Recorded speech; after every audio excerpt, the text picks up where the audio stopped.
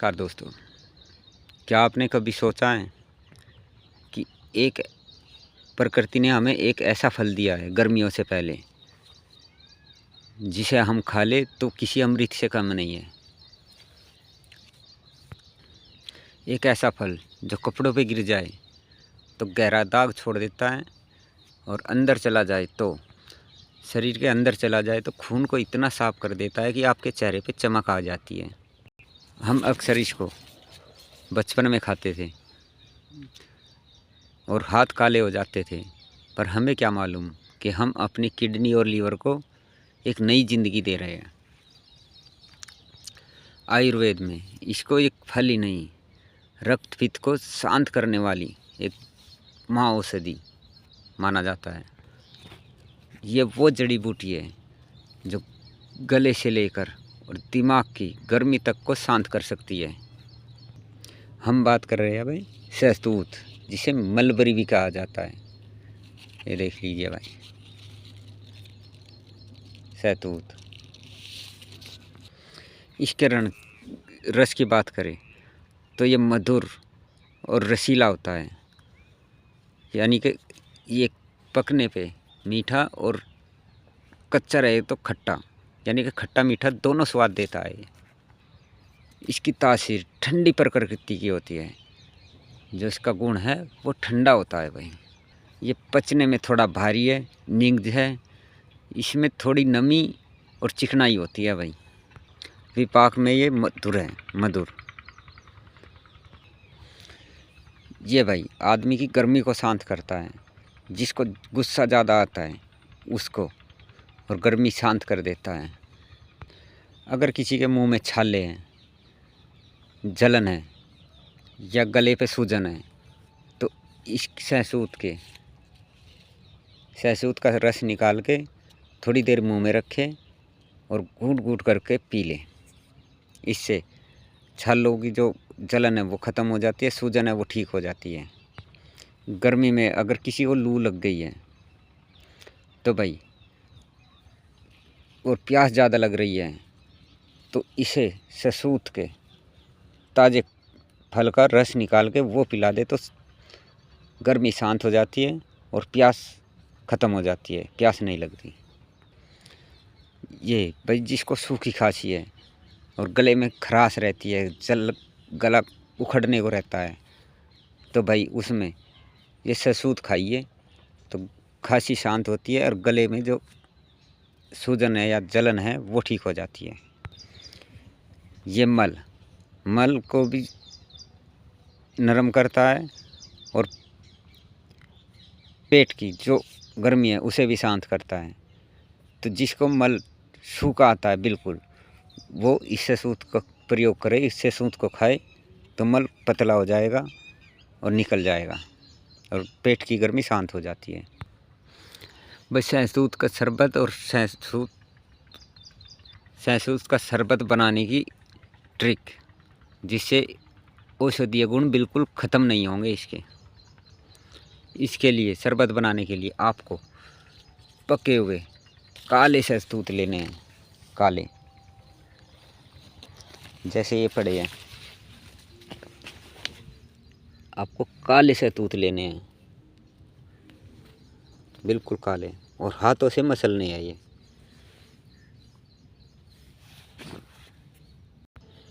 या किसी मलमल के कपड़े में डाल के इसका रस निकाल लें, और इतना ही, इसी के बराबर आपको मिश्री लेनी है। तो इसे चूल्हे पे चढ़ाए और इतना पकाए जब इसका तार निकलने लगे। जब इसका तार निकलना लगे, चाशनी, तो इसे उतार लें, किसी बोतल में भर के रख लें। ये शरबत पित्त शामक है। ये उन लोगों के लिए जिनको भाई शरीर में गर्मी होती है, नक्सरी छूटती है, जलन रहती है शरीर में, हाथों पैरों में जलन रहती है, जिनके नाक से खून आता है, नक्सरी छूट जाती है, उनको 2 बड़े चम्मच 1 गिलास पानी में मिलाकर दिन में 2 बार देना चाहिए। ये गर्मी को खींच लेता है, और जो आपकी जलन है शरीर में, हाथों पैरों में जलन है या नक्सरी छूटती है, वो ठीक हो जाती है। अगला प्रयोग, भाई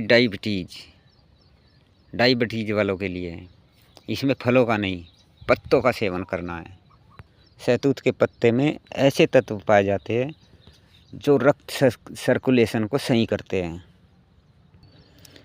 शहतूत के पत्ते ले भाई, नॉर्मल 5 से 6 पत्ते, और लेके अच्छी तरह धो के इसे 1 गिलास पानी में डालें और उबालें अच्छी तरह। तो जब ये आधा गिलास रह जाए तो इसे सुबह खाली पेट पी लें। ये प्रमेह और मधुमेह में बहुत लाभ करता है। आधुनिक विज्ञान भी शहतूत के पत्तों के चाय को डायबिटीज को ख़त्म करने में बहुत महत्वपूर्ण मान रहा है।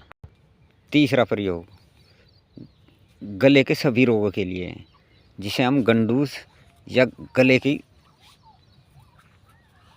परेशानी के लिए, बीमारी के लिए, या किसी का गला बैठ गया है, आवाज़ सही नहीं निकल रही है, तो शहतूत के रस, आपको शहतूत का रस लेना है और शहद मिलाना है और तिरकटी चूर्ण, काली मिर्च और पीपली का चूर्ण मिलाए। इससे गले की सूजन और जो बोलने की आवाज़ फटी फटी आती है वो नॉर्मल हो जाती है। इसे गायकार ज़्यादा यूज़ करते हैं। याद रखिए, इसे गर्म नहीं करना, शहद मिला है। चौथा प्रयोग लीवर और किडनी की शुद्धि के लिए। इसके लिए शहतूत के फल, मंजिष्ठा, अनंत मूल, इसमें आधा चम्मच शहतूत का रस लेना है, आधा चम्मच मंजिष्ठे का रस वो चूर्ण लेना है। इन तीनों का रस सुबह शाम, तीनों को आपस में मिला के सुबह शाम लेना है। ये आपके खून की शुद्धि करेगा, किडनी और लीवर को साफ़ करेगा। ये एक्जिमा, कील मुहासे, त्वचा की अन्य रोगों में बहुत अच्छा काम करता है। ये लीवर को डिटॉक्स करता है और नया खून बनाने में बहुत मदद करता है। जिनको अनीमिया या खून की कमी है उनके लिए भी बहुत अच्छा प्रयोग है ये। पांचवा प्रयोग शहतूत की जड़ की छाल का प्रयोग किया जाता है। कृमि रोग, कीड़े हो जाते हैं जिसके पेट में, जिससे शहतूत की छाल, जड़ की छाल का चूर्ण बना लें और विडंग की छाल, उसका चूर्ण बना के उसे सुबह शाम लेने से पेट के कीड़े मरकर बाहर निकल जाते हैं। बच्चों को ना दे, बच्चों को अगर दे भी तो इसके भाई वैद्य की देख रेख में देना, क्योंकि ये बच्चों को नुकसान कर सकता है। छठा प्रयोग मस्तिष्क, यानी कि हमारे दिमाग के प्रयोग के लिए। गर्मियों में सर दर्द होना या नींद ना आना ये आम बात होती है। इसके लिए शहतूत रस में बादाम का बरूदा 5 मिलीलीटर आपको शहतूत का रस लेना है, 5 भीगे हुए बादाम लेने हैं और सौंफ लेनी है आपको आधा चम्मच। इन सब का पेस्ट बनाना है आपको। 1 गिलास दूध या पानी में इनको तीनों को मथ लें, या दूध पानी में मथ लें। इसे लेने से आपके दिमाग शांत और ठंडा रहता है, तनाव कम होता है और नींद बहुत अच्छी आती है। जिनको ज़्यादा गुस्सा आता है उसके लिए भी भाई ये रामबाण इलाज है। छठा प्रयोग जिनके बाल समय से पहले सफ़ेद हो रहे हैं या झड़ रहे हैं, शहतूत के पत्तों का रस निकालें और उसमें तिल का तेल मिलाएं और इसे धीमी आंच पे पकना रख दें। जब पानी फूक जाए, तेल बच जाए तो इसे एक बोतल में रख लें। सिर में मालिश करने से भाई बालों की जड़ मजबूत होती है और जो समय से पहले सफ़ेद बाल होने लगते हैं वो सफ़ेद होने बंद हो जाते हैं, काले बाल उगने शुरू हो जाते हैं। भाई दुनिया भर में शहतूत पर बहुत ही प्रयोग हो रहे हैं। इसमें एक एंथो नाम का तत्व पाया जाता है जो शहतूत को रंग देने में बहुत ही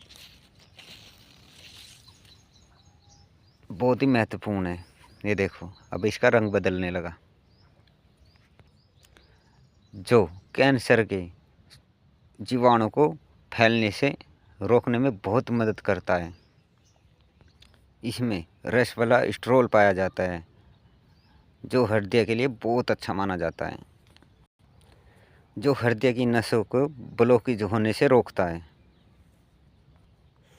भाई जिनको शुगर है वो इसके पत्तों का काढ़ा बनाकर पिए तो शुगर नॉर्मल हो जाता है। अब बात करते हैं इसके नुकसान की। भाई जिनको दमा है वो इसे उपयोग ना करें, जिनका शरीर ठंडा रहता है वो इसका उपयोग ना करें क्योंकि उन्हें नुकसान दे सकता है। भाई हमारी द्वारा दी गई जानकारी आपको कैसी लगी? अच्छी लगे तो लाइक कीजिए, पेज को फॉलो कीजिए, यूट्यूब पे देख रहे सब्सक्राइब कीजिए, बेल आइकन का बटन दबाइए और ज़्यादा से ज़्यादा शेयर कीजिए ताकि और लोगों का भी फ़ायदा हो इसमें। धन्यवाद।